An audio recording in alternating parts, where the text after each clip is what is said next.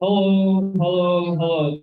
We will get started right about now. So if everyone could keep their phones on silent and also just try and reduce the general noise level, we'll get started. Okay.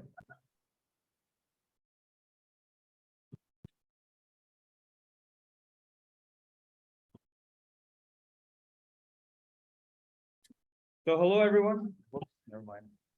Yeah, hello, everyone. Welcome and thank you for joining us today. My name is Arsh, and I'm an NSI 2T2 plus PEY in the machine intelligence option. Hey everyone, I am Jack. I am MSci 2E4, also in the machine intelligence option. We're both the professionals this year, and we're super excited to meet you guys in our AGM.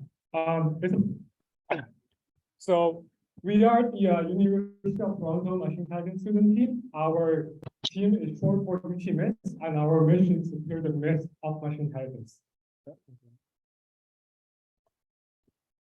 So in today's meeting, we'll be talking about who we are as a club. We'll also be having a keynote by one of our co-founders, Sheldon Wang. And also you'll get a chance to meet the team of people who have been helping you guys out with so much pizza and juice today. So you'll get to meet them. You'll also get a chance to meet and learn about our departments. Furthermore, you'll learn about some of the initiatives and projects that we have for the upcoming year that you can also be a part of. This includes our events, our academic initiatives, and our projects. Finally, we'll talk about how you can get involved in the 2022-2023 year for UTMIST. So really excited to get started. And finally, after the presentation, if there is leftover pizza, which I think there is, but I don't know, you can come down and get that. And also we'll have a general Q&A at the end. So we are a student organization devoted to creating a vibrant community on campus. We're really excited because this is the event where we get to introduce people like you to other like-minded individuals eager about the field of machine learning. So that's something we're excited to do. Founded in 2017 by Sheldon and some other people, we've constantly posted a lot of exciting initiatives, such as our annual project showcase, our study group, and additionally things such as our speaker panels comprised of continuing this legacy. We really want to push ourselves to continue to do better to help you guys basically clear the myth around machine learning. That involves as many experiences as possible, whether it's in academia, whether you're really get started. Yeah, we're really excited to introduce ourselves to you guys, and with that, Okay, I heard someone is speaking with Zoom right now. Could you please mute? All right, there's like 200 people watching you guys. All right. Just kidding. Okay. Oh, does someone need to come in? All right. Let's get back to the presentation. So we don't just claim our missions; we do them, and our accomplishments are backed by numbers, and numbers speaks more than 1,000 words. As you may not be aware of, we have 90 plus team members and 1,400 plus registered community members. We have held 20 plus large industry and academia events in the past 5 years, and we have done 22 machine learning projects developed in the past 5 years. Our team alumni has been into top machine learning lab, also graduate school and company, such as Google, IBM, also Stanford and MIT.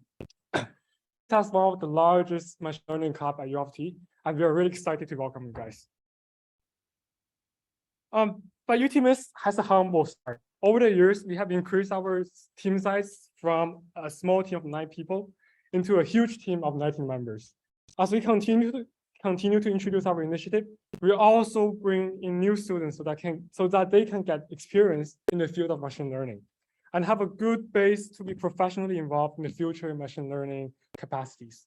Let me welcome more people here. All right. And first time we need 2 slides just for our members here, and that doesn't include our project developers, front-end developers, and also product associates, which we are going to recruit this year after AGM actually. Yeah. So, as you may be wondering, like with this many people, how do me and Arch manage them? We don't just simply lie there. And I wish that's the case, but that's being hard right now.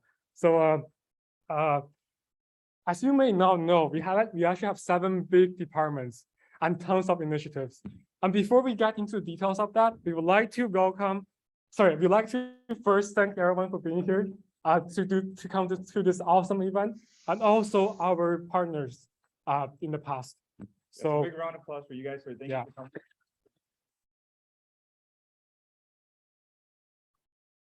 And after that, we're also gonna invite our founder, President Sheldon, to talk about the meaning of intelligence. Let's also give a round of applause for him. All right. So before we welcome Sheldon, I'll give an introduction into who he is. He is a third-year PhD student at U of T, and his general focus with respect to his research is about general intelligence and AI safety. He is currently doing his PhD with Professor Roger Gross. And yeah, he was the founding president of UTMIST in 2017 and has remained involved as an advisor ever since. So I'm really excited to bring Sheldon onto the stage. Hey, I guess I'll be walking around the stage. So can you guys hear me without the mic at the back? You have a, oh. Okay, that's good. All right, I'll just use this. Yeah, hello everyone. Thanks for the introduction, and hello eager young minds. It's very excited to be back.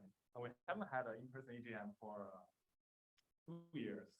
And this just reminds me of 5 years ago to our first AGM. It was pretty much like this too. Here's the photo for that. Let's go. Yeah. So as the empirical evidence shows, right? Machine learning really scales. And at the beginning, I was asked to give a talk to further the hype, but I think that's not going to be necessary. Just look at the hype around you and the pizza, of course. So yeah, so I think if you are here already, I think hopefully you were just like me and all the co-founders 5 years ago. You're already pretty hyped up for machine learning. But I think after like focusing on this for a few years, what I experienced was that you just after you focus on anything for a few years, right? You just can't help but ask yourself, what's the meaning of it all? Because the hype will just kind of go down along the line, no matter what you do. That's just how the human brain works. So if you're not already thinking about this now, I'm pretty sure that in the next few years, at some point in your life, you'll be wondering why I'm doing this. Basically everything you do, but I think there's a particular meaning in intelligence that I want to share today. That's took me a few years of thinking, and I think might help you find your own answer in the years to come. So let's go with the most general definition. There are many definitions of intelligence, but if you go for the most general one, intelligence is about the ability to accomplish complex goals. So that's the most general definition of intelligence. But you might ask, but what goals, right? How do we find meaningful goals? And can intelligence help in that process? So I think a very good way to think about that is to think about the relationship between intelligence and final goals. So here's the orthogonality thesis, which is the foundation of more than like AI safety and AI alignment work, which is something I work on as well. And it states that intelligence and final goals are orthogonal axes to each other, along which possible agents can freely vary. So let me unpack that. I think it's helpful to first think about the is-off problem by David Hume. So it states that there are 2 types of problems. One is positive statements, which is about what is, how things are, what the world is like. It's basically stating a fact. And then there's the normative statement, what the world should be, what we should be aiming for as like agents. So careful you must be when you attempt to make normative statements from positive statements. So an example would be like that. So as many of my friends probably know, I was like pretty into longevity research last year. And I realized that intelligence is just, it can take you to anywhere you want to go, even for a seemingly impossible goal like longevity and like immortality. There's actually a lot of research on that, and there are a lot of things you can do to like live healthier, more vitality and more longevity. So all of those are like positive statements. Like scientific research is kind of like about, I want to understand a certain phenomena so that I can control and manipulate my environment to reach certain goals. But be careful if you judge someone's behavior as unhealthy, right? If somebody is like just not working out and like living an unhealthy lifestyle, before you judge them, you should basically carefully examine your thinking there. Because if you're saying that, oh, it's not healthy to not work out, but then that person would be, there's a hidden assumption there. You're assuming it's good to be healthy, right? Like this is like a hidden assumption that pretty much everyone makes. And we as humans, we make those assumptions because we assume other agents, other humans are just like us. They have similar goals. So we basically, we project our own values and goals to their values. Okay, an example just came to my mind. So when I was in grade 12, and we had this summer school at Tsinghua University, and everybody was taking turns to introduce themselves, to talk about their hobby. And there's this, I forgot almost everything about that summer school except one thing. Like there's this girl who's like, when she was talking about her hobby, she said, my hobby was to have you guys when you're going through College Street to the campus, you pass through the like, there's this vent cover near pharmacy building, and sometimes there are like homeless people sleeping on the vent cover. So that girl said her hobby is to step on those covers when it's raining, when it's a rainy day. So that's her biggest hobby, and that was like the weirdest ever hobby I've ever heard. It made no sense to me. I just, yeah, like for the rest of the night, I just couldn't think of anything else but what you said. I'm to be honest, I still can't think of anything else. Like when I was talking about orthogonality thesis, that's what came to my mind, right? Like, is that behavior dumb or intelligent? I think it's just, if you don't think about orthogonality thesis, and if you don't really think hard and clear about the definition of intelligence, you might just judge that behavior as like random or even dumb. But if you really think within this framework, right, you don't have the right to judge that behavior because it's not your. She can have whatever end goals she has, right? That's a normative statement. She just, so her end, like her value is to just play with those vent covers. And who are you to judge that, right? So yeah, so that's the idea of orthogonality thesis. But that just brings a lot of problems, isn't it? Like if intelligence is about the ability to accomplish complex goals, then it basically implies that there is no meaning in intelligence itself. If you want to find a meaningful goal, intelligence itself doesn't give you any of that. Intelligence doesn't automatically tell you what is the right thing to do. Intelligence is actually orthogonal to that.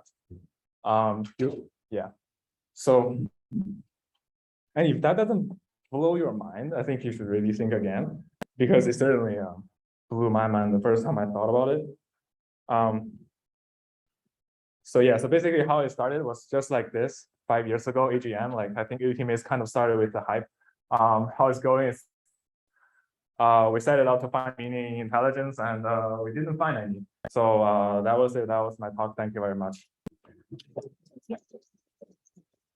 That's a joke. You guys really think that was the end? Really? Really? Really? That's all about the I thought, yeah. By the way, you're also going to see a lot of that in your exam papers.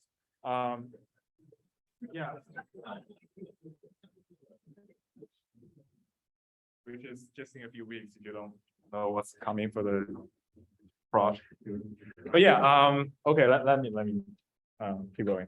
So normally you wouldn't think about meaning everything, right? Unless you're depressed. And that's kind of what happened to me.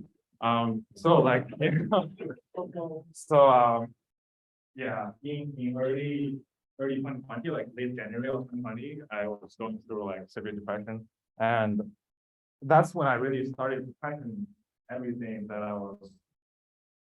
believed in, and everything I was like the meaning, everything, basically, everything that I thought was meaningful. Somehow I was pretty surprised to myself as well, because I was the type of guy who's just like hype about everything and found everything exciting. But during that period, I couldn't find meaning and excitement in everything. I was losing interest in everything. And when I heard about depression when I was like a kid, I just thought, yeah, like that doesn't sound plausible, right? Like it's probably not gonna happen to me. So that's when I really thought hard about the meaning of intelligence. But it turns out that it opened up a rabbit hole for me. And it was a new chapter of my life. Well, I didn't mean the pandemic, because the pandemic was what happened right after that. And that didn't help very much. But basically today I want to show you how deep the rabbit hole goes. Yeah, so the very first time when I started wondering about the meaning of everything was in grade 7. So I was basically having fun, hanging out with friends and going home very late. I was on this bus that like just me and the driver, so it's pretty much empty. And I noticed something very peculiar about that bus and the driver's behavior, which is it was a rainy day and it was late. So nobody is at those bus stations. But when the bus was passing through those stations, it just stopped whenever there's a station. So I was like wondering, what's the point to kind of follow your procedure, like follow the procedure to stop there and wait for people to come up when there's no one there? It just made no sense to me. And that's, at first I thought that's like just weird, but then something hit me. I realized that maybe that's just what it is for every one of us. Maybe like our existence in the universe is kind of like that. Like the universe will just keep going and going and going and eventually reach its peak death. Whether like, whatever we do, right? It feels meaningful now, but at the end, whatever end goals we choose, the universe's destiny is kind of fixed. We are basically from dust, but then we return to dust as well. So how do we find meaning in that? Like, how do we find meaning in the end goals if that's where we are trying to find meaning? And then after 3 years, I was taking this high school entrance exam called 中考 for the Chinese people here. So it's also a very interesting experience, because that's for a few months, for a short period of time in your life, you're just focused on nothing but the exam. Right? I think that's an interesting experience on its own. I pretty much just stopped all my video games, all my anime and like everything. I'm just like focused on the exam for like a few months. And I remember I was just looking forward to the day when everything's supposed to be finished, so I can resume my normal activities, like the fire alarms. And of the last sentence of the fire alarm is usually you may resume to your normal activities. That's what I was looking forward to. But then that day is also a rainy day. I think a lot of interesting things happens in rainy days. So after that day, I finished the exam. I walked out of the building. I experienced a mix of emotions. Like I knew I was really looking forward to this day, so that I can just catch up on all my anime and like video games. But then I got home and I just watched like one episode of Naruto, and I started to wondering about the meaning of life again, because I feel really empty. It really is. I don't know whether you've experienced that. Like you focus on something for so long and then it's gone, like it's done. You just feel this unfeelable hole inside you, like this vast emptiness that nothing else can fill. So I went back to school, and the school was empty, like no one was there. So I realized that the school is just like the bus. I just realized this pavilion, it's everywhere, of non-permanence. That's like a Buddhism idea. Yeah, like whatever end goal you set for yourself, there's gonna be the day you realize it, or you die, like whichever happens first, right? If you're really set to an end goal and you just keep going. I think a lot of great movies was based on a topic. Like, I think the reason why is Everything Everywhere All at Once, and there's also the movie called Soul, and I think a lot of philosophers and like great stories are all about that. So it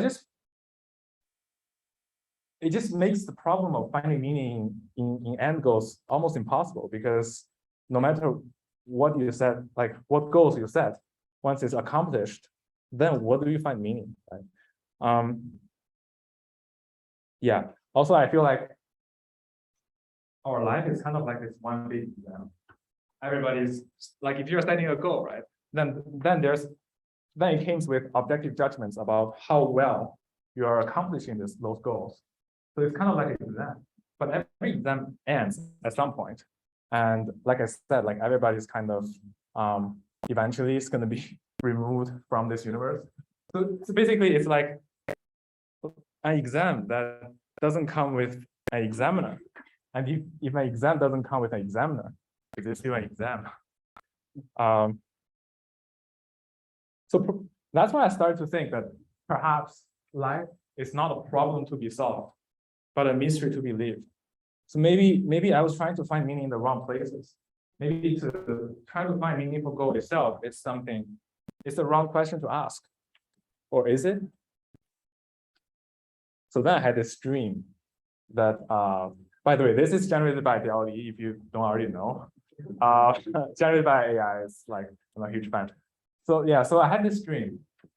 I mean, if it's not for DLE, it would be never possible for me to visualize my dreams except in my own head. So I think it's really empowering us to like share things with people, even for someone without any artistic talent. Yeah, so in that dream, I was a spaceman and I had my rocket backpack, and I wanted to go to a planet B, let's say. But I'm running out of rocket fuels, and it's like very awkward because there's another planet in between, let's call it planet A, and I'm crashing on this planet A. And I know that if I crash on planet A, I'm done, because I won't have any fuel to take off again. I'm going to be stuck there forever. So I was trying as hard as I can to escape planet A, go to planet B. And that's when I thought, okay, maybe I can use the gravitational pull as like a slingshot to pull me towards planet B, because I don't have enough fuel to go to planet B either. And then I woke up. I realized it's a dream. Yeah, but I realized that maybe the intelligence, like that's intelligence at work, right? In the dream, I was like reasoning about the physics of the world to take me to where I want to go. Maybe that's the point of intelligence. Intelligence is like this rocket fuel. Even if you don't know where you want to go, or even if there's no intrinsic meaning in the place that you want to go, you can just choose one. You can just find the most meaningful or whatever, like your favorite place to go. And then intelligence can take you there. It's like the rocket fuel that you won't be able to get anywhere without it. But even though it doesn't tell you where you should go, or it doesn't assign meaning to anywhere you're trying to go, this rocket fuel gives you freedom. So maybe that's the meaning of intelligence. And to be very concrete, right? If you talk about machine intelligence, this is like a photo I took at mirrors photo 19 before the pandemic. And I guess if you look closely, there's like a very big thing right here, Joshua Vendu. So I took this photo and I thought, it's kind of like this, isn't it? It's like deep learning about GPT. Because deep learning is there's like a sea of opportunities in machine intelligence. And no matter which like majors or programs you're in, if you're in STEM, like I bet like half your peers going to be working on something related to machine intelligence. So I think machine intelligence give you a wide range of freedom, like give you like intellectual freedom, career freedom, societal freedom, financial freedom, and in our case, pizza freedom too. Yeah, so like that's the concrete sense why I think intelligence like this rocket fuel that's going to give you freedom. And also I want to talk about like briefly mention that I think we don't really think like when we talk about be ourselves, we kind of assume that we're born to be ourselves, but no, right? You're just born. There's no intrinsic meaning to your birth. Rather, you become yourself. That's the idea of individuation. And from Carl Jung, he spent his entire life researching this topic and inspired like generations of philosophers and psychologists. So I think the point here is that, I mean, obviously he doesn't know artificial intelligence yet, but I think he will be very happy to see that intelligence, especially like machine intelligence, is providing us with this rocket fuel that can take us anywhere we want to be so that we can instantiate ourselves, like to be whoever we want to be, like to become ourselves. So yeah, so intelligence offers the freedom to become. It doesn't tell you what to become, but it offers the freedom to become. Without that freedom, whatever you want to become, you won't be able to. So maybe that's the meaning of intelligence. It is about getting there. It doesn't really matter where you're. I guess it matters where you're trying to be, but it's more about helping you to get there. Maybe that's where meaning can be found. So the meaning of intelligence is the freedom to become. Yeah. So that's basically my that's what I realized when I was in the past 5 years. And in my personal case, UTMIST is very special to me because it not only like learning machine intelligence with all my best friends helped me to accomplish a lot of things I wanted to accomplish. But I think more importantly, it also helped me to figure out where is my planet B. I think that's the ultimate question for everyone, isn't it? But I think UTMIST played a huge part in that because I realized that I felt very meaningful when I gave this freedom or offer this freedom to other people. So basically help others to get to their planet B is my planet B. Sorry, that's a bit meta, but yeah, it all started with UTMIST. So I hope you'll join us and explore this journey together. This is the real end of my talk. Thank you very much.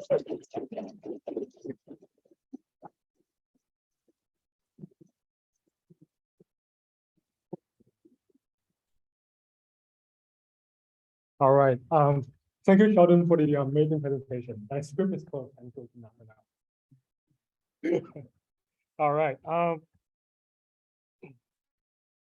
I remember when I was speaking of freedom that machine intelligence gave me. I remember when I was in first year, I joined UTMIST as a project developer. It was a fun experience, and it got me into the field. Before that, I have almost no experience in machine learning, but now I am here to help you guys, along with the fantastic team of UTMIST people, to give everyone an opportunity in this field.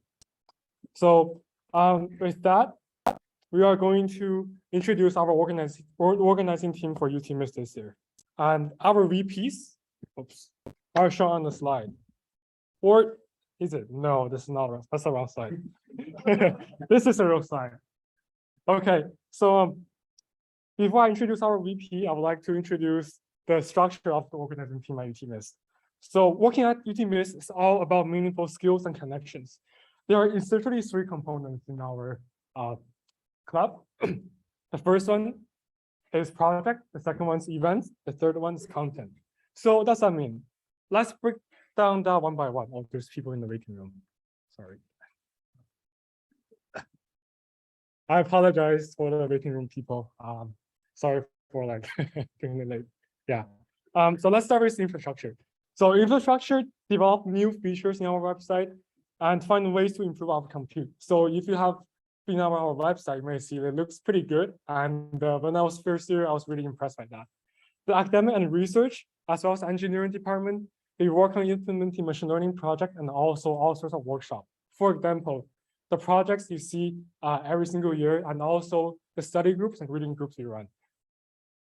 We also have university relation and industry relation team, and who are also working on developing different events towards developers, student researchers, beginners, and more. And then there's the content wing.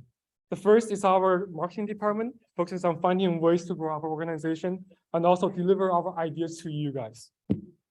We also have the technical writer group that focuses on discovering, understanding, and informing others about exciting things in machine learning.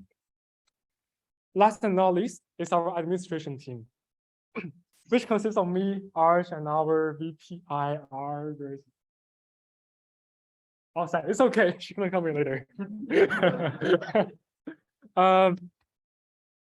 And we ensure the organization function so that everyone can get a pizza. I'm so sorry that probably not everyone got a pizza today, but next time we will ensure I have a pizza.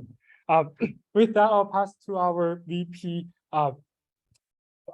infrastructure to talk about her department and the initiative this year. So let's welcome our VP infrastructure, Sophie, to share about the department.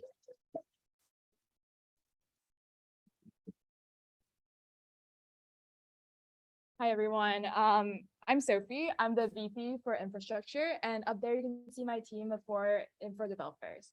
As it implies, infrastructure team works on the infrastructure that allow projects, teams to be able to work on ML and share their findings. While we're not working on ML projects ourselves, we do apply engineering skills in order to facilitate the smooth running of the club. There are 3 main things that we focus on. First, we provide compute power. And so throughout the past month, we've been working with the Department of Computer Science to gather GPU compute power for the projects that we're running this year. And we're happy to announce that the resources will be ready by the end of September. We also facilitate and maintain the club infrastructure, which means supporting different teams at UTMIST with uploading and updating content on our website, handling permissions for all of our platforms, as well as moderating the Discord server. While maintaining the website where all the club information lives is a big part of the infra department now and in the past, the website and the infrastructure for updating it is mature, and we'll be focusing most of our engineering effort this fall on making the club run efficiently through automation. This includes streamlining our recruitment process to cut down time spent on manual tasks, as well as discovering and adding new automation to time-consuming processes to make sure that the club runs more efficiently. I am looking forward to sharing the work that my team has been working on with the larger community in the coming months.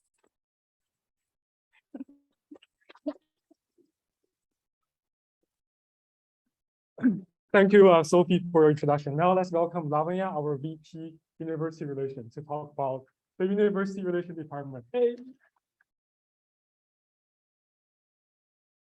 Hi, everyone. I'm Lavanya. I'm the VP UR this year. So our department focuses on 3 main things: connections, collaborations, and outreach.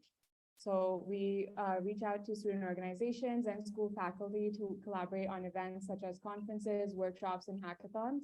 And through these partnerships, we hope to provide additional resources and opportunities to our members of UTMIST. We also do things like club fairs, which is where I might have met most of you here today. So through these club fairs, we hope to meet some really talented minds that are interested in joining UTMIST and that are very passionate about machine learning. So we believe that UTMIST has something to offer for everyone, which is why we hope to recruit anyone and everyone interested in machine learning. So if you're a part of any club that is looking to collaborate with UTMIST, please reach out to me and we can plan something. We are very open to any form of collaboration. So we're looking forward to a very fun year full of events that we're collaborating with other student organizations. That's all for university relations. Thank you.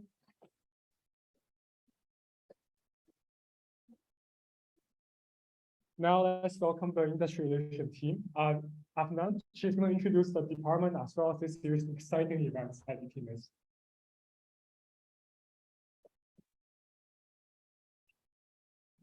Thank you so much, Jack, for the introduction. Hi, everyone. I'm Afnan, and I'm the VP Industry Relation for this year. So my role essentially has mostly to do with overseeing the event planning, securing sponsors, and also, overseeing overall public relation of UTMIST. So as a team, we organize different industry events in collaboration with companies, startups, and research institutes. So now I'd like to introduce the amazing industry relation team for this year. So we have Sakshi as our assistant VPIR, and then we have our amazing event director, Sarah, Lily, Jack, Aya, and Burke. So yeah, and now I would move on to the responsibilities we have as an IR team. So the first responsibility of IR team is include bridging the gap between the students and the ML industry. In the past, UTMIST have collaborated with big tech companies like FANG, and also FANG, like Facebook, IBM, Microsoft, to host a wide range of events. So this year, on top of managing our existing connection with the industry leaders, we want to provide the students a platform to develop not just technical knowledge, but also provide them with opportunities for their professional development in the industry. And so for which we would also provide advice that can be ranging anything ranging from resume advice, peer support advice on how to navigate the industry, and so on. And lastly, here at UTMIST, you'll get to get a platform to connect with like-minded individuals like yourselves at U of T and also outside U of T. So last year at UTMIST partnered with an international hackathon called Climate Hack AI, where U of T ranked second, beating universities like Harvard, MIT, and Stanford. So yeah, you're gonna get to meet a lot of cool people here at UTMIST, and I'll be discussing more on our past events in our next slides. So past initiatives at UTMIST include career advising workshops for resume, provided like mentorship on how to navigate the ML field. Also, we did industry panels where we had panelists from companies like IBM, UTML, Bell, and Facebook, as you can see in the screenshots over there. And yeah, so they helped, they shared their experience in their role, gave advice on how to crack, your way into ML. And also, we also organized networking events. One example being our ML project matchmaking event, where members were given the opportunity to find partners for their workshop, partners for their ML projects. So we also have many technical workshops, such as Python AI workshop. In this, so you can see the, my bad. You can see the second screenshot over there. So that essentially was one of our event that was sold out. And that was the Python AI workshop, where it was a 2-hour-long workshop where students trained their own neural network for a binary classification problem. And lastly, we have hosted hackathons collabing with clubs outside U of T engineering. One example being the third screenshot that you can see, the BizTech hackathon. It was with a collaboration with Rockman Commerce Club. And we also, like I mentioned, the Climate Hack AI, we partnered with University College London and organized an international event that had participants from 25 universities all across the world. So if you want to learn more about our cool past events, sorry, I don't know why it is so sensitive. But yeah, so like if you want to learn more about the past events, do check our website and social media channel. So the QR codes would be shared in the end of the presentation. And yeah, if there's any past events you'd want to see this year as well, you can always provide suggestions through our social media channels and also our YouTube Discord server. And next up, we have the most important thing, our this year's event. So our this year's initiatives include having 3 types of events. First one being the industry events, goes without saying. Second off, we have the community event. This is the first time UTMIST is doing something like that. And lastly, we have a large-scale hackathon, and I'll talk more in detail about these events in my upcoming slides. So the timeline for the events looks something like this. So we are gonna, in the beginning, we're gonna have like ML industry event. So it would be around like somewhere in November. Somewhere in October, and in November, as we would have our community event. Second off, we have our second industry event in January. And the ML hackathon we have planned for March. And in May, we would be finishing off our the functional for our entire year through a project showcase. And you'll get to learn more about about in our upcoming slides.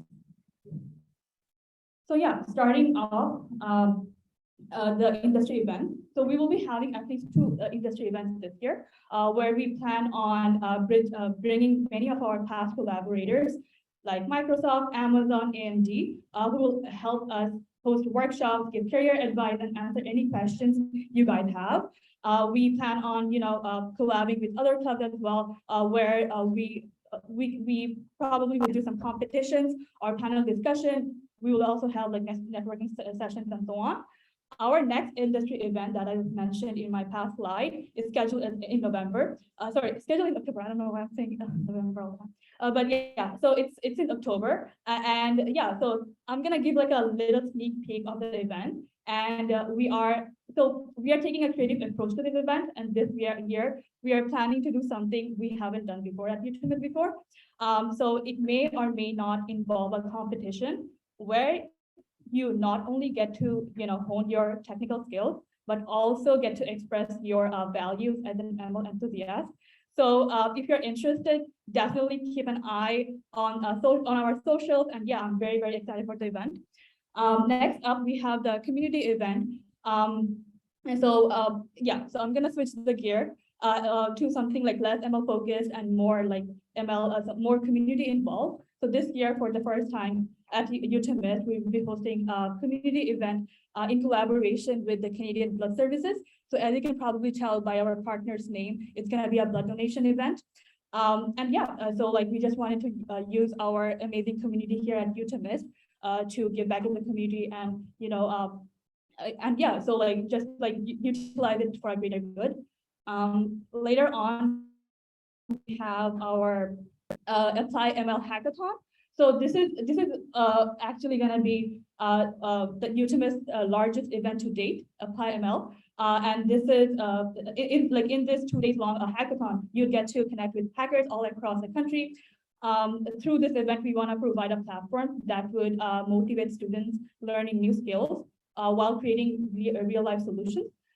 In this event, we are focusing more on the product side of the machine learning, which is like less focused in our course curriculum, as we feel like. And we are expecting it to have earlier next year. So yeah, do keep an eye on our social media to get more information on that as well. So yeah, as you can see, we got a packed schedule plan. So make sure you're following us on social media to get more updates on our initiatives. And I really look forward to seeing everyone here on our events. And that's all for industry relations. Thank you. Awesome. It makes me want to join the hackathon right now. Okay, so let's move on to the next part of the presentation. Let's welcome our marketing team, VP Marketing Richard, to talk about our marketing department.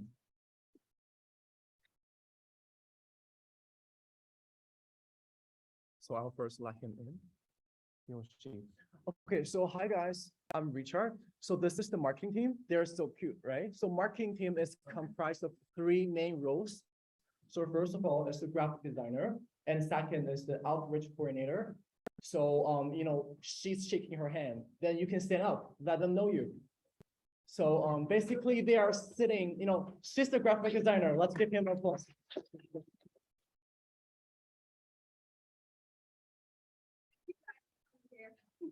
Yes, and we also have our great photographer here.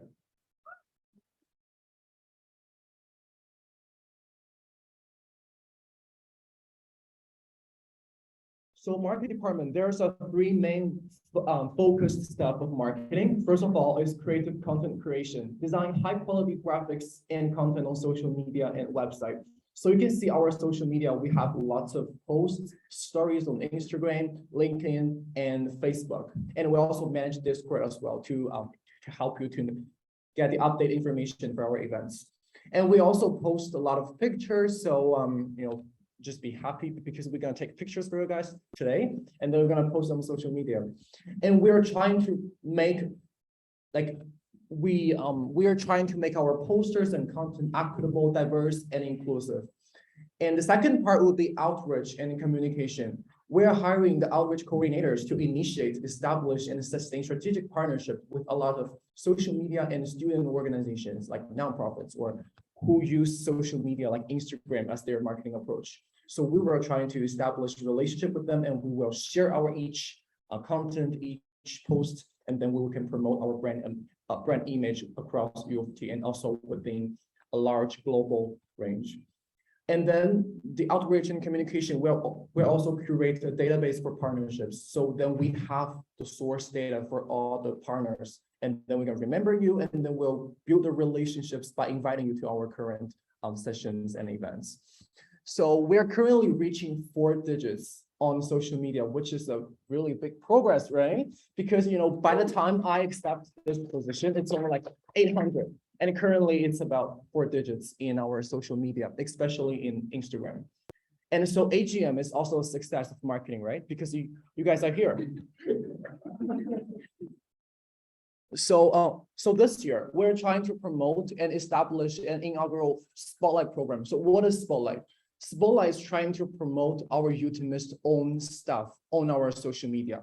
Previously, usually we only have like events, time, dates, and some pictures, right? And this year, we're trying to have more content. For example, teams, departments, projects, members, partnerships, and also publications. So for those who are interested in our projects this year, I can promise you, your outcomes, accomplishments, and your publications will be posted on social media.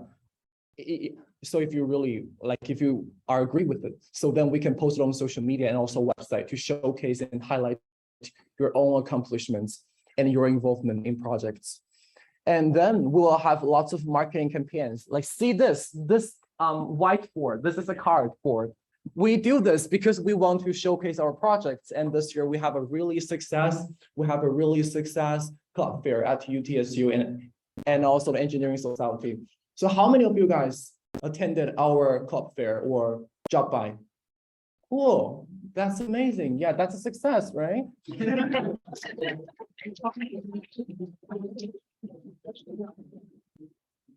So currently we have lots of collaborations. Those are collaborations on social media. So then you can also see their stuff on our social media. Because, for example, lots of you may be very curious about U of T AI, right? We're not in competition, we're in collaboration. So yeah, that's by our co-president. So we want to collaborate and also on social media. So, so marketing department is trying to develop strategies and campaigns to promote UTMIST spirit, culture, vision, events, and student opportunities for you guys to grow and thrive in the field of machine learning. Thanks so much. Oh. Thank you so much, Richard. Also amazing presentation. I wasn't expecting that. Let's invite our next VP. Oh, it's actually us. Okay. Okay. So as you may see here, it's me, Arsh, and Yushin. We compose of the administration team. And so you may be familiar with me and Arsh already since we've been talking for a long time. Let's have Yushin talk about Internal Affairs Department.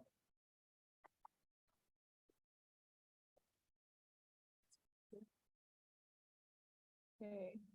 Hello, everyone. So my name is Yushin, and I'm this year's VP Internal Affairs.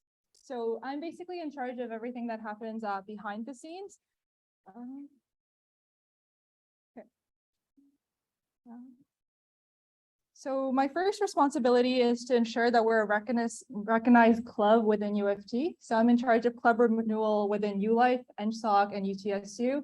I'm also in charge of applying for things like club fair. So basically, I'm the main point of contact between the student governments and UTMIST. And my second responsibility is in charge of finances. So basically, I'm in charge of creating the budget for the upcoming year, giving out reimbursement. So a huge part of my role is applying for grants. So making sure we have enough money to run the different projects that we have, the industry events that we're going to run, and like the hackathons that the other VPs have mentioned previously. Because this is such an important role, we're actually looking for associates to help me out with this, and more information about this is going to come at the end of the presentation. And finally, because there is a lot more in-person events this year, I'm also in charge of event coordination. So booking rooms, renting the supplies, and organizing the hackathons. Thank you.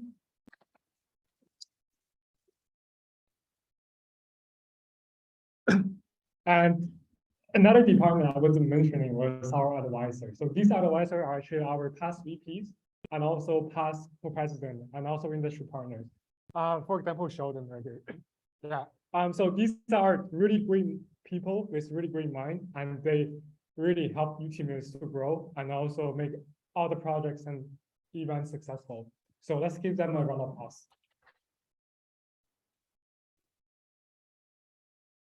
Yeah. Oh. I shall talk.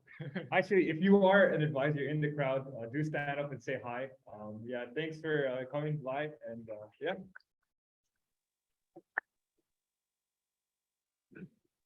Thanks, Alex, for doing that. Now let's welcome our next department, technical writing.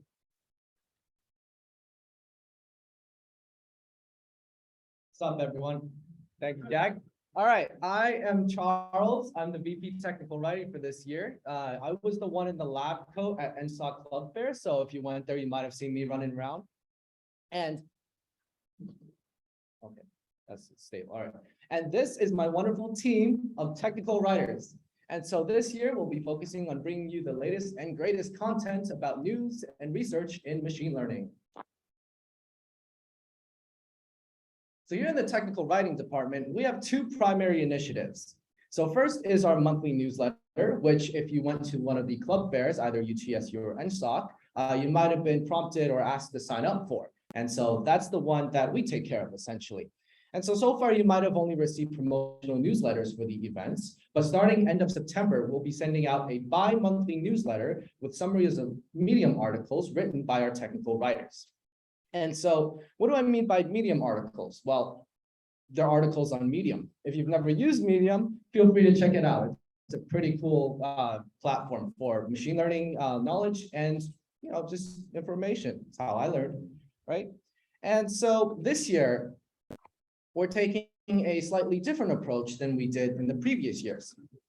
So previously, we published all the articles under the UTMIST account on Medium. This year, we switched slightly, and now we actually have a publication where anyone can actually submit a technical article. That is mine, by the way, in case anyone was wondering. The anime figures in the picture, that was also mine. I don't know why they put that inside.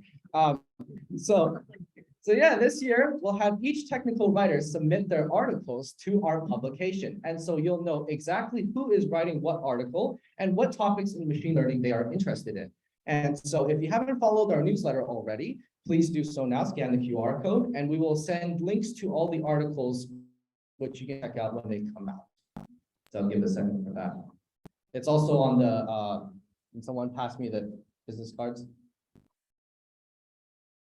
If you went to Club Fair, one of these, you'll also see it on this. Yeah. We're going to overload because we can't have more than 2,000, but that's a separate issue. All right, that's enough time for everyone, right? And so what do I mean by, well, content from news and research in machine learning? Well, I don't know how many of these topics you've heard of, but you can clearly see they're not your standard how to code a CNN in TensorFlow, right? You usually see those a lot on Medium. So basically, we're focused on content that you might not have heard of or very recent research in machine learning. And so you can see this is the list of topics that are coming out at the end of this month and next month. So if you haven't already done so, please sign up for the newsletter and make sure to check out our Medium publication, Demystify. Thank you.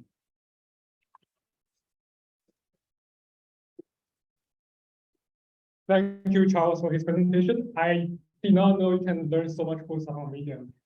I was only copying code from there. Now I learned from them. Okay, now let's welcome our academic department to introduce the department and also our cool academic initiative this year. Let's welcome Untitled.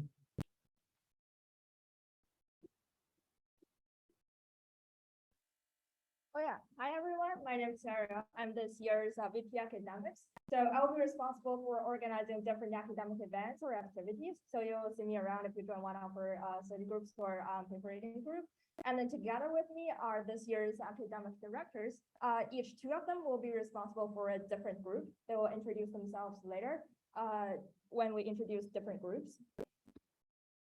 So one of the UTMIST missions is to support undergrad students who are interested in machine learning, to learn more about machine learning and to support you guys in the academic and research areas. So the primary goal of our department is to provide a starting point for you guys who are interested in machine learning and who you want to, and if you want to learn more, you can join our one of the groups. So the two main focuses we have here are the academics and research. So corresponding to the academics activities, we have the study group and also the projects workshop, which is a new initiative this year. You will learn more about it later on. So those will cover the machine learning basics for students if they haven't taken any machine learning courses at U of T yet. But for research, we will have a paper rating group where you will learn about machine learning research papers and then just get a taste of what literature review is. So at last, all the academic courses should be beginner friendly, only high school math is required. However, for the paper reading group, they might require you to have some prior knowledge in machine learning, but we do welcome anyone who's interested in machine learning research. And we do look forward to seeing you guys there. The Department of Academics had many amazing initiatives in the past years. Of course, we have the popular study group and also the paper reading group.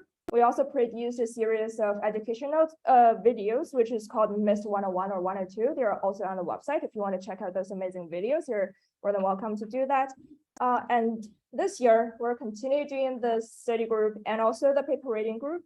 We also have a new initiative this year, which is a project workshop. You will learn, of course, you will learn more about it later on. And for the study group and paper reading group, the deliverables and structure will be similar to last year's, where you can find all the resources on the on our website. For the product workshop, you will gain more hands-on machine learning coding experience, which we don't have from last year's. So you're also more than welcome to join those groups. Let's actually get to talk about the 3 different initiatives this year. So this is a monthly schedule. A typical month will have 2 study group meetup, bi-weekly study group meetups, which is on Saturday from 1 to 3 p.m. And there's also the project workshop is a monthly session. So it's also on Saturday from 1 to 3 p.m. And on the every last Saturday of each month, you will have the paper reading group, which is from 3 to 5 p.m. So with that, I will introduce Lindy and Mindy to talk about the Coursera study group.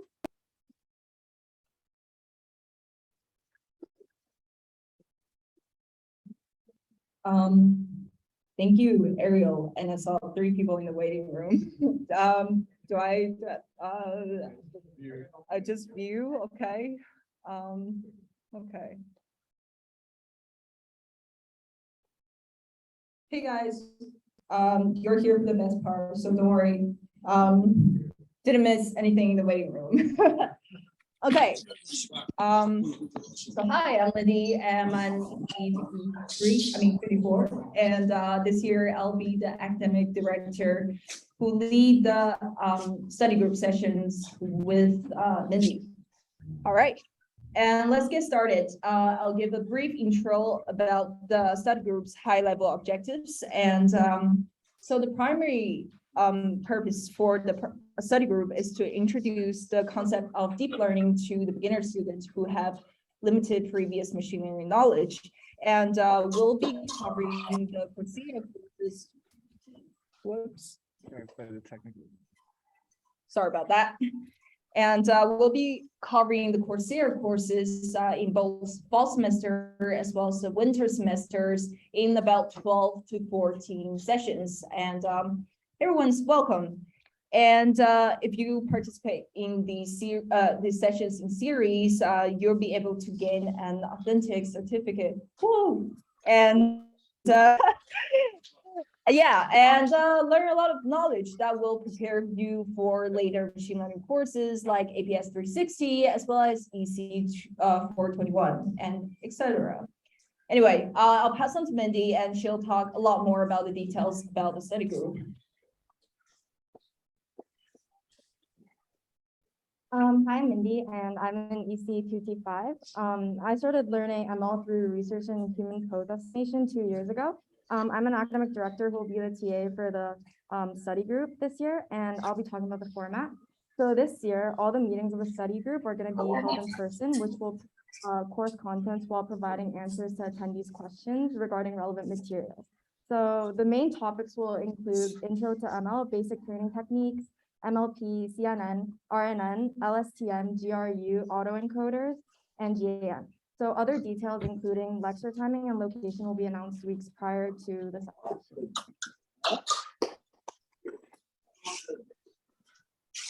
And yeah, and for any who are hesitated or by the long-term and self-paced learning process, well, don't worry, we'll get you a lot of help by providing a lot of Q&A sessions and having quizzes.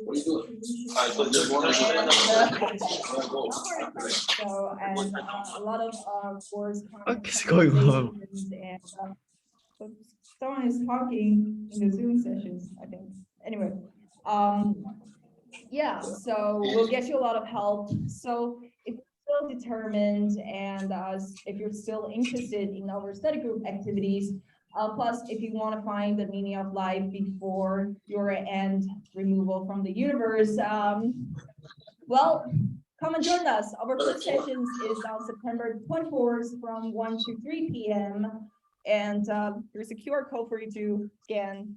I'll stop for 1, 2, 3. All right. And yeah, that's basically it. I feel like it's going to be good, and I look forward to see you guys there. All right.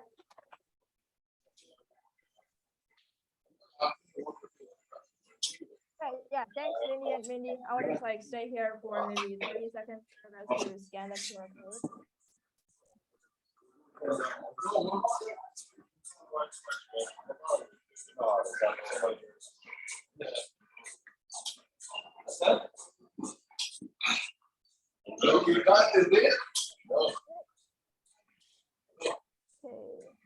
All right, so I will be talking about the project workshop. So it's a new initiative this year, and the instructor again is Lindy, but she already did a lot of talking, so I'll be introducing the workshop to you guys.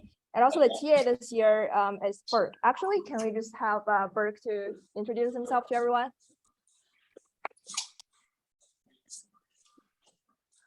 Hello, I'm not good with microphone.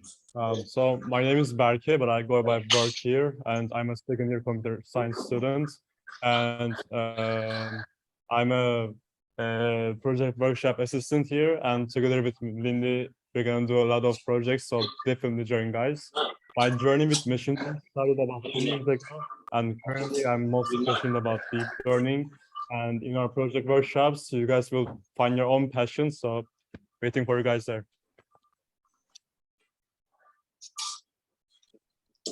All right, thanks a lot, Berg. Okay, let me just admit this guy.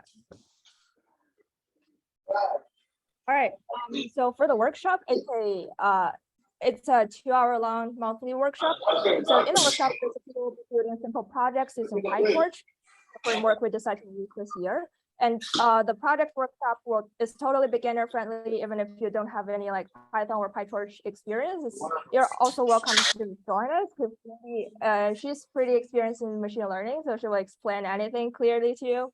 Yeah, and for each session, we'll be doing different projects selected from either Coursera or the Kaggle competitions. And as you can see here on the timeline, the 3 Kaggle competitions listed here are actually the assignments from the Coursera study group. So if you are participating in the study group, you will be joining the product workshop for the assignment for that week. We'll also be posting announcements and just like on Discord channels or on the website. So just keep an eye on that when the date is close. Yeah, and then for our first session, it's on September 24th from 1 to 3 p.m. Saturday.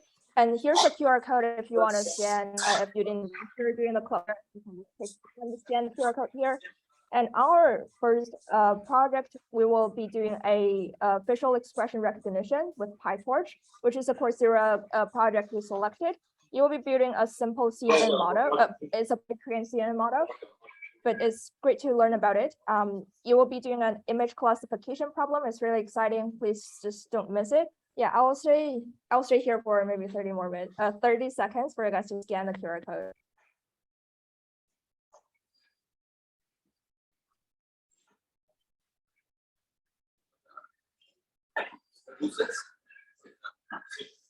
All right, good. All right.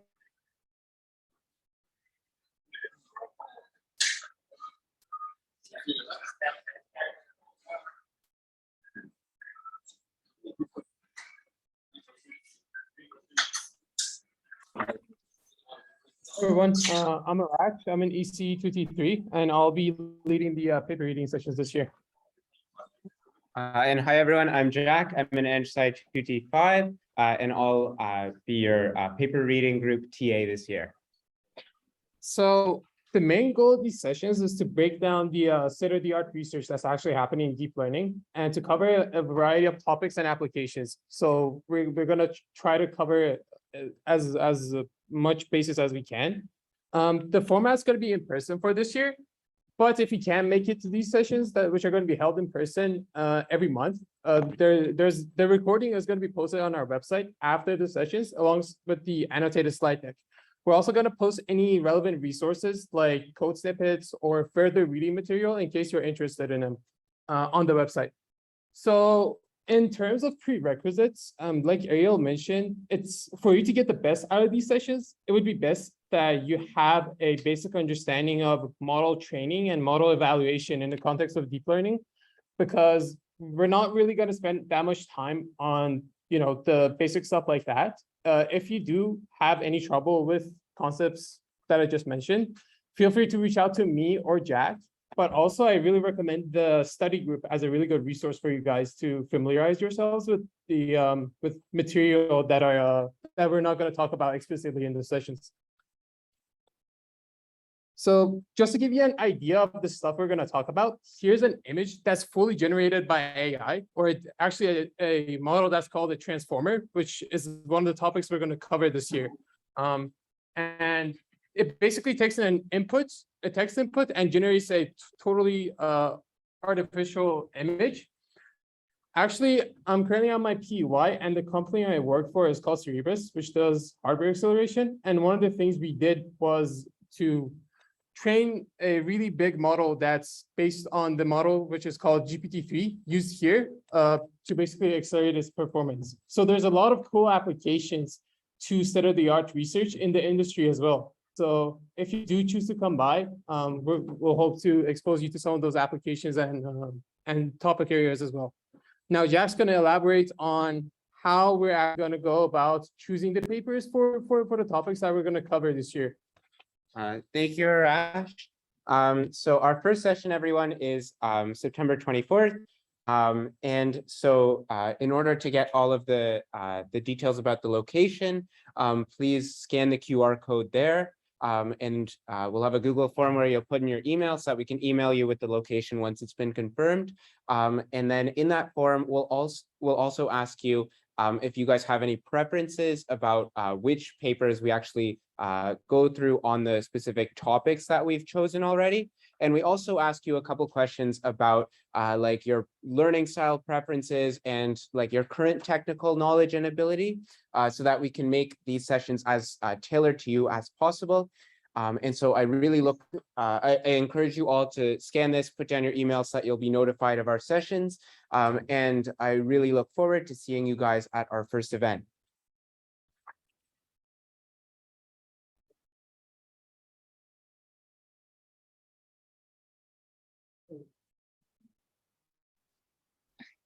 Oh yeah, thanks, Saraj and Jack. That's everything for from the academics department. We do look to seeing you there.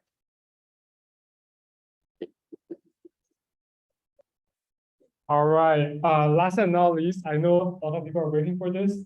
This is the engineering department. I'm going to introduce this year's awesome project, and I'm invite the project director to talk about the project. So let's welcome Stephen, our VP engineering.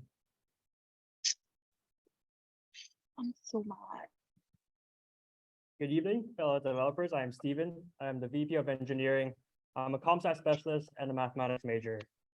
My personal ML research evolves around computational neuroscience and various forms of computer vision and explainable AI. For the engineering department, we're mainly focusing on projects and managing the relevant directors and developers. And this year, we are delighted to have 13 incredibly talented directors to work on 7 UTMIST projects and 3 company collaboration projects. For me, I think the engineering department has 2 core values and objectives. I want us to be a platform for both UTMIST and for developers. For directors and developers, I want us to be a platform for a collaborative environment for machine learning experiences and a platform to link you guys with your personal explorations in ML with industry experts and professional academia. On the other hand, for UTMIST, I want us to serve as a spike to tell other people that UTMIST is full of talented developers like you guys with great ideas. And I also want you guys to understand that by joining a UTMIST projects, you're not only working towards your personal resume and portfolios, but you're also pushing the frontier for UTMIST to increase our reputation so that your future successors as developers can have greater resources and opportunities. This year, the engineering department is focusing on 3 big initiatives. As an attempt to provide our developers a better understanding of how ML is utilized in industry, we are collaborating with 3 companies to provide ML solutions to their real-world issues. We are recruiting for both directors and developers until the 20th of September. And for over the year, you will be presented with difficult ML engineering tasks, and you can collaborate with the companies directly. On top of that, we are also continuing our director-initiated projects. This year, we have 7 projects that range from finance, gaming, to medical and academic research. All projects have different end goals. Some of them may be aiming for publication, and the others are more focusing on deploying as a product. These guys are also recruiting for developers until the 20th of September. This year, we also hope to create a smoother connection between all project groups and our advisor cluster, which consists of more than 10 industry partners, graduate students, and incredibly talented UTMIST alumni. Over the year, they will be supervising projects of their personal interest and expertise, providing you insights on not only technical domains, but also product management and product deployment aspects. Something that we are really proud of this year is our intimate connection with industry. This slide presents a list of collaborators and the corresponding roles for this year. We are really excited to work with companies like AltaML, a Toronto-based ML solution company, and G Research, UK's leading quantitative analysis firm.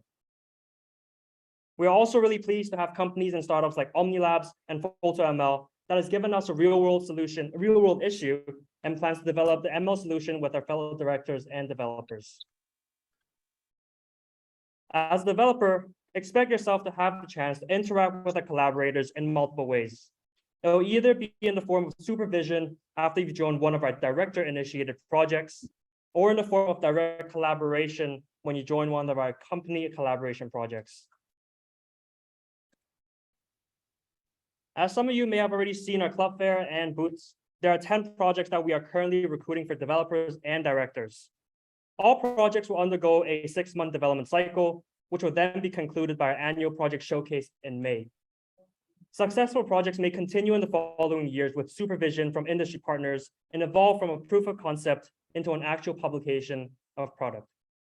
Past projects like Wall Street Bots, Real-Time, and our ECG analysis project are examples that we have and are still continuing in development.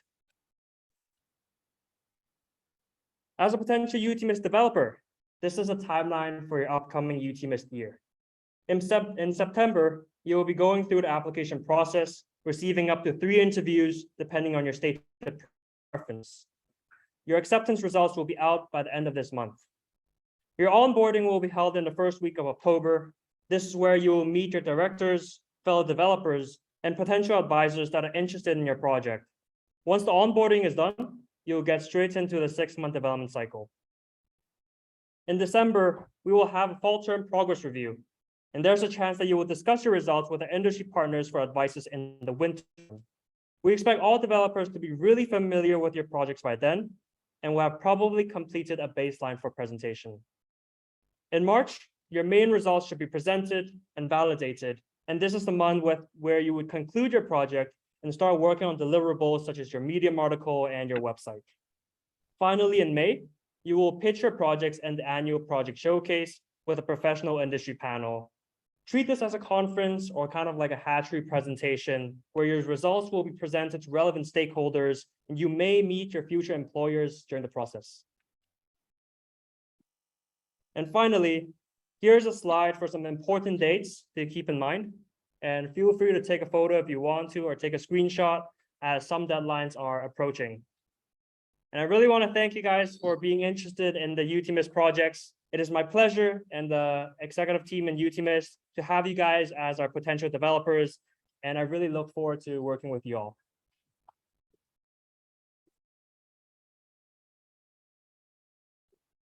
And now I would like to invite the project directors of all the individual projects to share with you more about the details and some recruitment info. And if you guys are interested, this will be the time to pay attention. So the first group is directed by Elliot and Walter on DiffMuse, where they would do music synthesis with a diffusion model. Elliot is a comp sci and a math major, and he's currently on a PUI as a machine learning engineer. And we have Walter over here as a comp sci 2T3.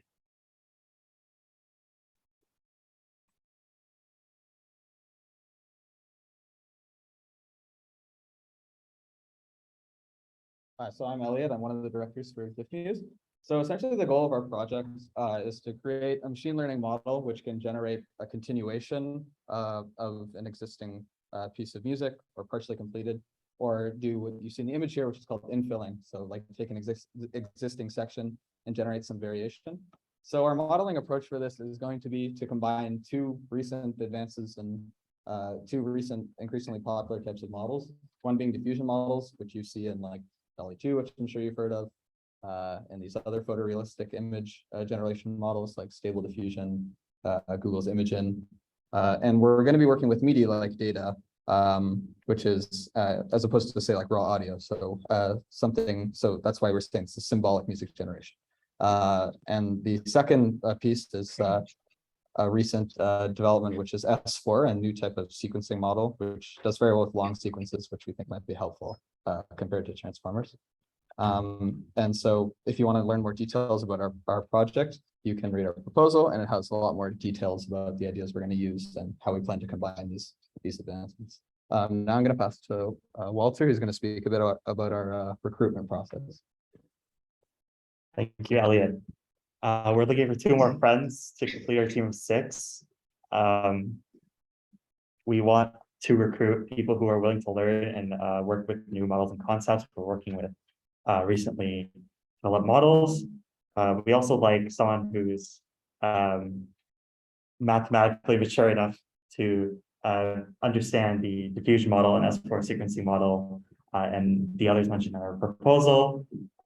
We also like someone with deep generative model experience or just general deep learning experience. So for those of you who take in CSC 413, that would be excellent. We also like someone with experience in researching and writing reports, as we intend to publish a paper, hopefully by the end of the development cycle. Some bonuses, we would also like someone familiar with music theory, maybe experience through an internship, or even better, experience with the models that we mentioned, the S4 and the diffusion models. And if you don't meet all these qualifications, don't be discouraged. We would like for you to apply anyway. Thank you, everyone.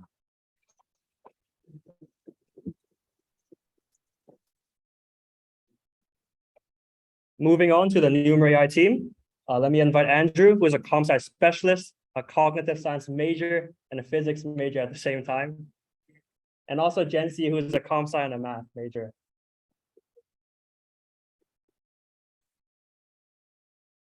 So hello everyone, I'm Andrew, and what our project essentially is that we are working for the world's first crowdsourced hedge fund.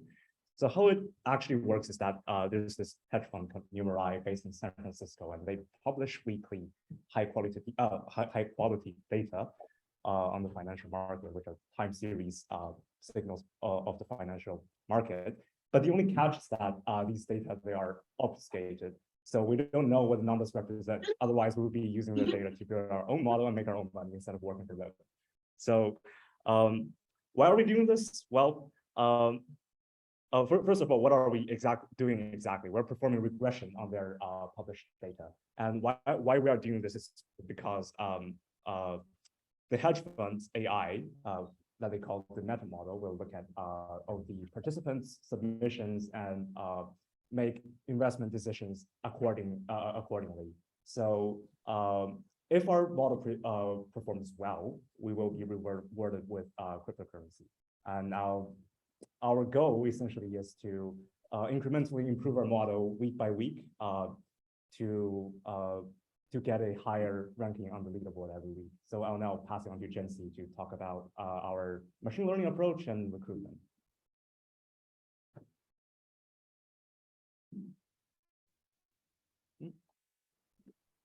Hello, so I'm Jency and also co-leading the Numeri team. So our approach is that our team will mirror the hedge fund's approach, where we'll have our developers to build submodels. And then on top of the output of the submodels, we will build a meta model that takes that as an input and then produces the prediction. And we believe that our approach could take the pros of each submodel and then make a great prediction. And this approach makes our project very horizontally scalable, because if you're new to machine learning, then it's okay for you to build a simple model, since it still contributes to our meta model. And if you're really skilled in machine learning, then besides building a submodel, you could also help us on building our meta model. And we'll ask our developers to each build their own unique model.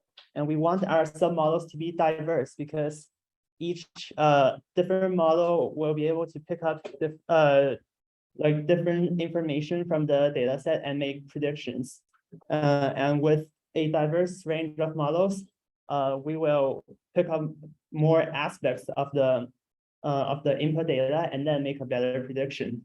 And for the developers, we're looking for proficiency in Python, since most of the major machine learning frameworks are based on Python. And also we want our developers to have a robust understanding of the basic machine learning concepts. And we also want eagerness to independently learn new concepts, since our project is different from the others, where much freedom is given to the developers. And then they could build any model they want, so they need to research on their models. And also we want our developers to be able to commit 2 to 4 hours per week, since making a good model takes time. And we look forward to our applications.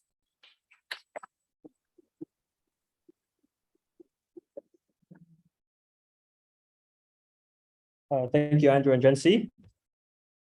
Following project is called Virtual Creatures. It is going to be directed by Andrew Magnuson, but unfortunately he couldn't make it today. So I will be speaking on his behalf. But basic background context regarding Andrew, he has a lot of experience in reinforcement learning. He's actually already created a Unity environment with prototype creatures in it. You'll understand more as I talk through about the project. But essentially, this project is about re-implementing the 1994 paper on evolving 3D virtual creatures by Carl Sims. And what the paper does basically is it utilizes evolutionary algorithms to kind of evolve the topology and the brain function of this virtual creature in a swimming environment. And pretty much the brain function is kind of like a neural network, and it will react based on the stimulus that it has in the environment and react accordingly in order to swim properly. For this project, there's 2 stages to the development. The first stage is to create the software in Unity to simulate the morphology and neural topologies, in which Andrew has actually started already, and you will be building upon the work that he has created. The second stage will be combining the already implemented evolutionary algorithm with modern reinforcement learning methods. And this whole thing will have a final objective, which is to optimize the swimming fitness function. And this is a super visualizable project. You can actually see the virtual creature swimming in the liquid environment. So highly recommend this project if you want to join. For recruitment, Andrew is looking for 4 to 5 developers, hopefully with experience with C#, Python, or C. If you have experience with reinforcement learning, Unity, or evolutionary algorithm, that would be a great bonus. I think Andrew is also in the chat room, so if you guys want to ask him questions, just direct message to him. But that's pretty much for virtual creatures. Now we have a project working on creating OSU beat maps using sequence-to-sequence model led by Jonah.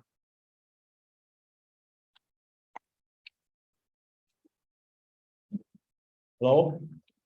Okay. Can you guys at the back hear me? Yeah, okay. I think we're a little behind, so I will go fast. So okay, first hands. Okay, I see people are leaving.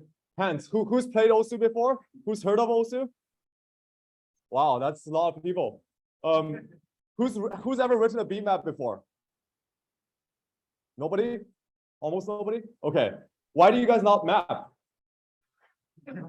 Probably because it's pretty hard, right? So given how many people, I'll just briefly summarize what the game is about. Basically, it's a music game where you just click circles according to the beat and all.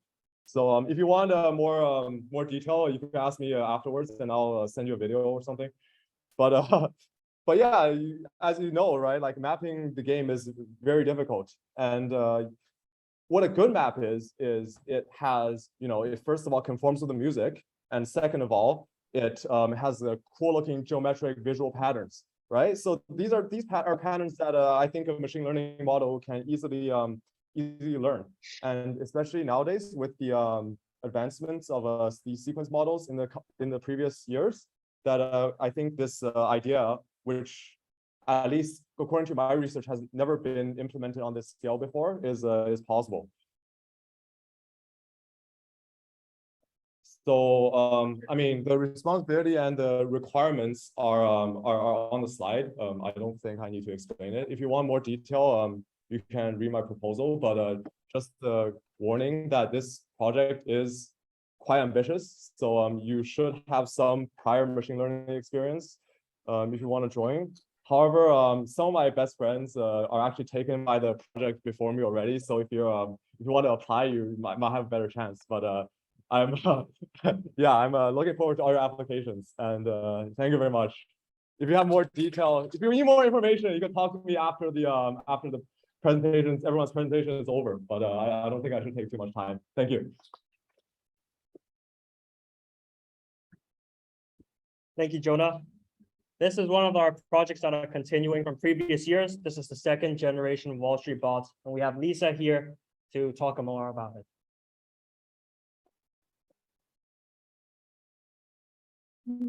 Hi, so I'm Lisa. I'm a 4th year studying computer science and math, and my co-director Fernando could not make it today, so I'll speak on his behalf. So Wall Street Bots Crypto is a continuation of last year's Wall Street Bots project. Last year, we built a platform that monitors and deploys machine learning models for stock trading by predicting stock prices based on Reddit sentiments. This year, we shift our focus to predicting crypto prices instead. And there are 2 parts to the project. So the first part is dedicated to creating NLP indicators that are correlated with crypto prices. This is done by looking at textual data like Twitter. And we'll expand on methods applied last year, such as sentiment analysis, to perform a deeper analysis with the current state-of-the-art methods. And the second part of the project is to create market predictors based on market data, so things like price, volume data, to act as trading signals. Then we want to combine these market predictors with the NLP predictors to use as inputs to our final machine learning models to predict essentially the next minute cryptocurrency price. And the final model will be deployed on Wall Street Bots trading platform, the one we built last year, as a trading strategy. And this project will also likely receive additional data and mentorship guidance from leading quant finance research firm G Research. And so we're looking for 6 to 8 developers that are proficient in Python and has experience working with basic machine learning models, frameworks, patterns to join our team.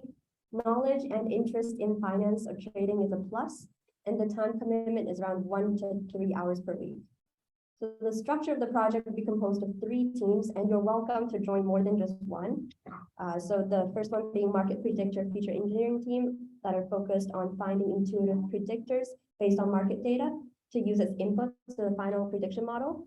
The second team being the natural language processing team, focused on designing clean NLP indicators to use as inputs to the final prediction model. And the third team, the model creation team, focused on selecting and fine-tuning specific deep learning models to use to predict the crypto prices. So that's everything, and we look forward to your applications.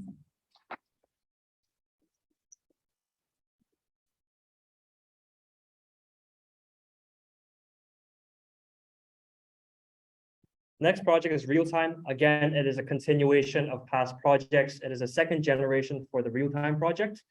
And unfortunately, again, Sapir is not here, which is the project director. But in fact, this project is actually started by Arsh, so he can explain to you about the details.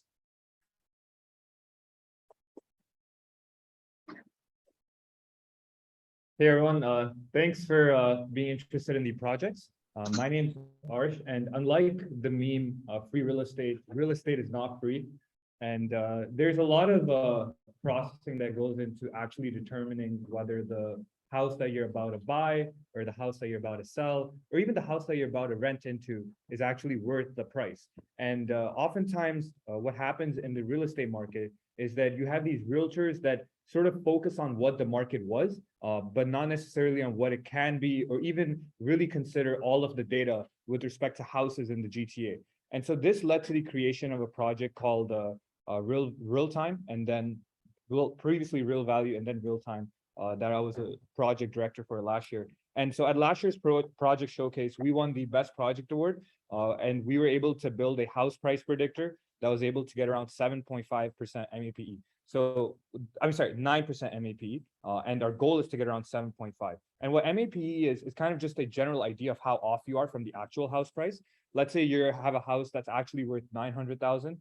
An MAPE of 9% looks at around 820 to 980. So that's where the estimate would be. And in order to get closer to state of art, we're constantly trying to add more features. And the idea is that we want to incorporate information from sources such as demographic sources, census sources, and we realized that having those data sources can further improve our models. And so that is kind of the focus for our project this year. So we're looking into different ideas with respect to how can we use APIs to further augment our database, along with creating an automated machine learning structure where we can easily evaluate models on our large database over time. And we're looking for 2 to 3 developers to join our project. The good news is that our project is pretty software based, so you don't have to have a ton of ML experience, but we are looking for experience with some form of APIs if you worked with them in the past, and just like general coding experience. But yeah, really excited to see your applications for the project this year. Can't wait to see where it goes. And yeah, thank you.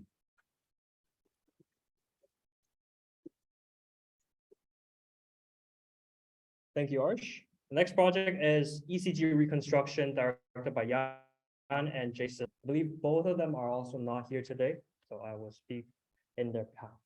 But basically, ECG is a diagram used in medical research that is used to diagnose many different types of heart conditions. But the difficulty is the usual ECG diagram is made of 12 leads, but even professionals cannot really probe the leads accurately, and it causes a lot of precision issues. So essentially, the overview of this project is to reconstruct the 12 lead signals, given only 2 to 3 leads, such that the accuracy issue could be kind of solved in some way, since we don't need to probe that many leads at the same time. As developers, you will go through a complete research process, including comprehending academic research, developing machine learning models, pre-processing and training data to compare with other models and make improvements upon the baselines. So we will first reproduce the existing models, which is the baselines, in the first few months. And then you'll be trying to develop architectures that could achieve better performance, or essentially beating the state of the arts. So Jan and Jason are actually looking for developers with experience with CNN, RNN, LSTM, and transformers. since the data type is linear and it's pretty much a type of signal. And the time commitment is 4 to 6 hours per week. And for more details, I don't think I have the knowledge to tell you guys that. So feel free to visit their proposal and the website on our UTMIST website in the project tab. And finally, we will move on to the company collaboration projects. And the first company is a startup called Omnilabs. We have Brian and Matthew here to present them to you.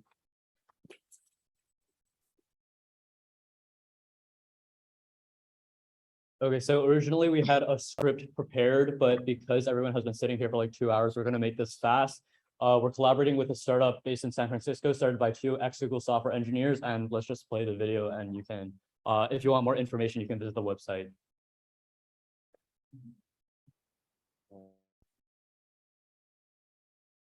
Like it or not, there will come Audio? Mic to the, all right. Sketch.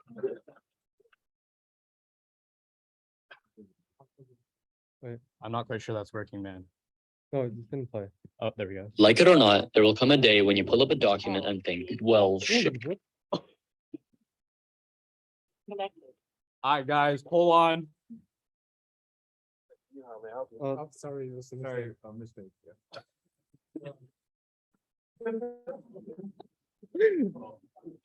All right, let's try that again. Like it or not, there will come a day when you pull up a document and think, well, shit. In the digital economy, writing is the most valuable skill. Blog posts, Twitter threads, or YouTube scripts, all writing. But writing engaging content consistently is hard. So what's the secret? Good artists copy. Great artists steal. The best writers in the world keep track of every noteworthy idea they consume. When they later sit down to write about some topic, they don't just pull up Google and start searching. They find the existing ideas they wrote down and combine them in new ways to create seemingly new content. But that process takes way too much time. Meet Omni, the world's most powerful knowledge retrieval system. Omni captures every idea you've ever written or read and automatically retrieves the most relevant ideas as you write in real time. What files can you sync to Omni? Oh, anything. You can upload entire Google Drive folders or websites. Then just start typing anywhere in your browser and watch as the most relevant lines from the most relevant files automatically show up in the Omni sidebar. Planning a blog or YouTube video about top 10 finance tips? Omni instantly recommends the most relevant passages from your favorite finance books. Scripting a video for your company's new service? Every ad copy your team ever wrote instantly appears before your eyes. Writing hiring guidelines for an engineering position, but you missed the last Zoom meeting about this? Automatically pull insights from the meeting transcription without opening a single new tab or folder. Whether you're a researcher or a student, finding your sources and citations becomes as easy as selecting text. It's like having a second brain that instantly surfaces the knowledge that you forgot was even there at exactly the moment you need it, or better yet, when you didn't even know you needed it. With Omni, you'll never have to worry about managing or trying to find your knowledge ever again. Okay, so we have some slides that you can ignore. How do we, there we go. Yeah, some slides that you can ignore, but feel free to apply. There we go, done.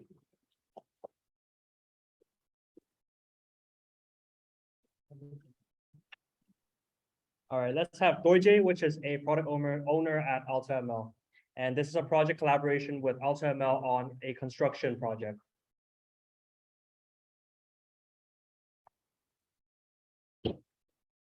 No worries. Can you guys hear me? Cool. Anyway, thanks for having me. Yeah, I mean, I think I can just introduce AltaML real quick. So basically, like we do, we're an applied artificial intelligence company, and we work on a lot of use cases in different industries, from things like detecting whales from space to like even detecting cracks in like oil refinery equipment, to even like predicting wildfires in like forests in Alberta. So there's like a diverse range of use cases that we take on. And for this particular engagement with UTMIST, it's the idea for construction.ai. It's really just, it was born out of like my work with my boss, who's the director of product. So essentially, like we were doing some analysis into the construction industry, and we realized that there's so much that hasn't been done in terms of like machine learning use cases. So this is just one of our step into that foray of that potential to really unlock the value of data inside the construction industry. So essentially, like in one word, it's really to automate the technical documentation process for the future of building construction. And by that I mean a lot of construction projects, they have so many parties that are involved. Communication is a big problem, and on top of that, there are so many delays. It just keeps bumping up the cost of a construction project. And so, like with all that inefficiency, it's like it just makes sense that we really have to review that industry and see what can we actually disrupt, what can we implement, whether it's CV implementation for damage detection of buildings. In this case, it's a bit different. We're looking more at documentation. So just an overview, like what's going on is that from the product perspective, we're looking into a type of documentation called an RFI that essentially is a form of communication that these parties within a construction project, they take on. So it's just imagine it's like Slack for construction. But the problem is that these RFIs are like thousands of Word documents essentially, and that's how they deal with these different requests that go through the construction industry. And you can imagine one RFI, we're dealing with let's say almost $1 million worth of equipment in like just one document. So the accuracy of this document, the way in which it's communicated has to be accurate, and it has to be on point, right? So essentially, like the use case that we're looking at really is searching and populating the RFIs through a machine learning aided system that clusters similar RFIs and uses historical trends based on the documentation that is available.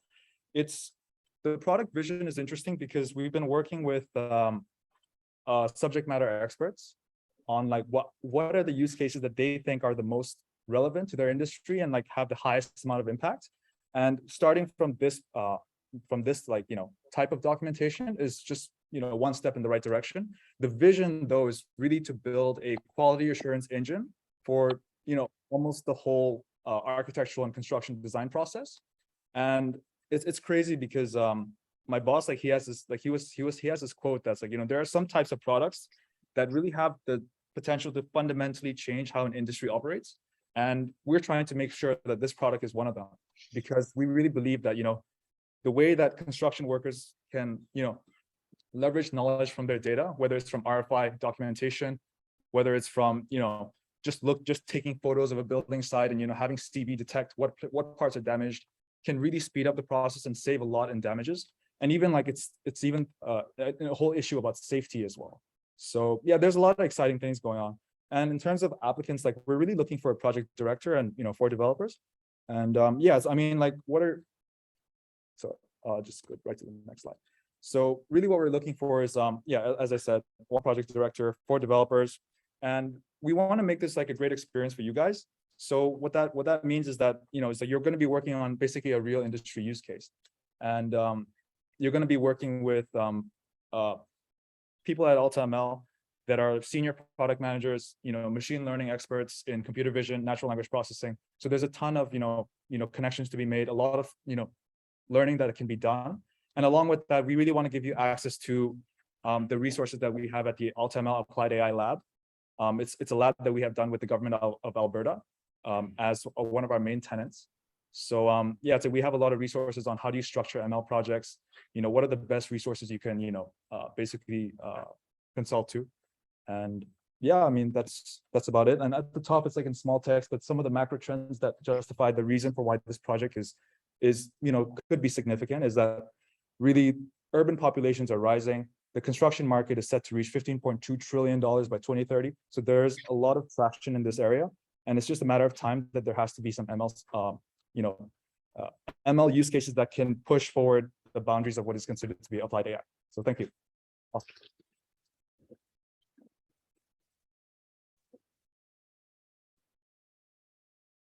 Thank you so much, Dorje. Thank you for sharing and bringing us this amazing project. I'm really looking forward to how it would go on.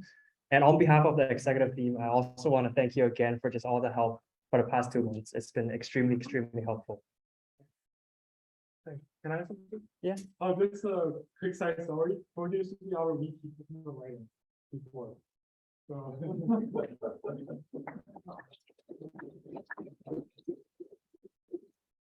And for the third project, I want Jack to join me to share with you more details. This project is brought to you by Yusuf and Chantal. I believe Chantal is a lecturer in the Faculty of Nursing, and Yusuf is a MBA and MBA student at Rollin Commerce. But basically, this project is going to work on the process called cooling. It's the process where photographers select a number of pictures in a big batch of photos, say a photos from a wedding, and the photographer is going to, based on his own personal style, select photos that are the most useful, captures the best emotions, etc. And we're trying to automate this process using a bunch of ML possible solutions. For example, emotion detection, noise detection, or even smile detection and all those kind of stuff.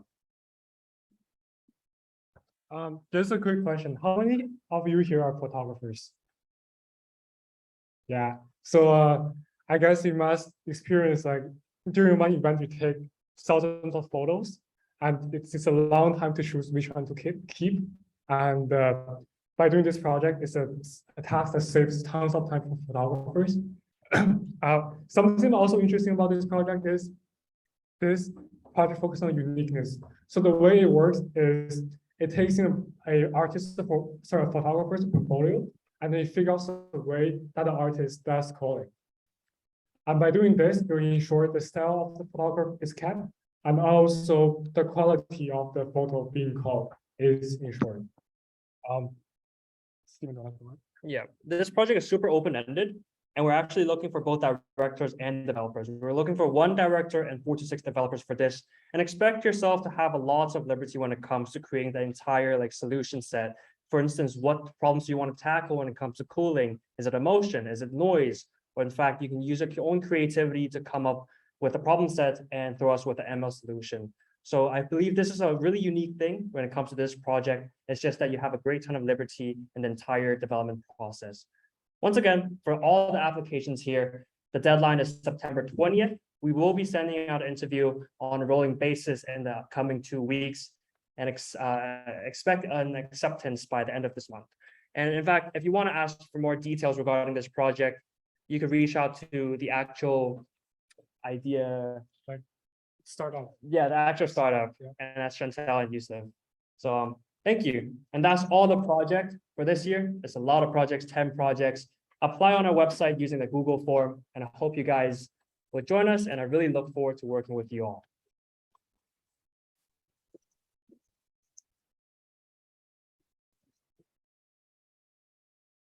So with that, we come to the end of our introductions, and yeah, so the final part is our currently open positions.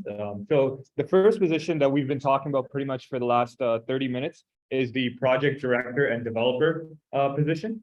Now, as we've been discussing and as you've been seeing in the projects, there's a lot of different skill sets that could work for a lot of different projects. And so one thing I'd recommend is, even if you're not super experienced in the field of machine learning, do apply to some of these projects, because that's how I got started, and that's how a lot of people on our current executive team got started, by working on some projects and essentially gaining that experience that they can use later on. So project director and developer applications close on the September 20th, which is 6 days from now. So do apply to those soon. We also have the product associate role, which involves customer outreach with respect to UTMIST projects. So you'll get to work with a lot of interesting companies. We also have, if I could ask people to keep their silence for just a couple more minutes. Yeah.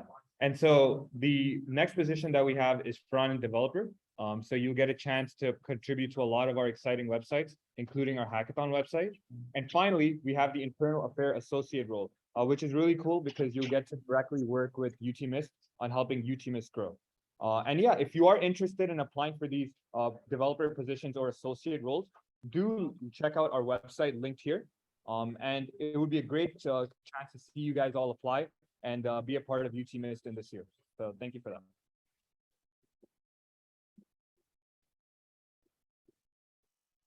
Before we end, just want to say one more thing. Our QR codes are on screen, but more importantly, I'd like to thank all of you for coming today. You know, this presentation did go a bit over time, but it was because we wanted to try and give you the best experience possible. And yeah, really thank you for staying and listening to a lot of our content today. One more thing. We are now opening the floor to a set of general questions. So if you do have some questions, we'll give around 5 to 10 minutes to answer them in front of the general audience. Yeah, so if you are interested, do raise your hand and we'll try our best to answer your question. Yeah.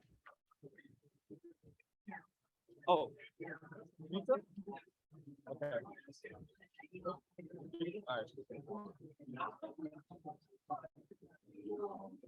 By the way, there is some free pizza in the front, so do come by and take some if you like. Yeah, Charles, you can take a selfie. Oh my gosh. Good to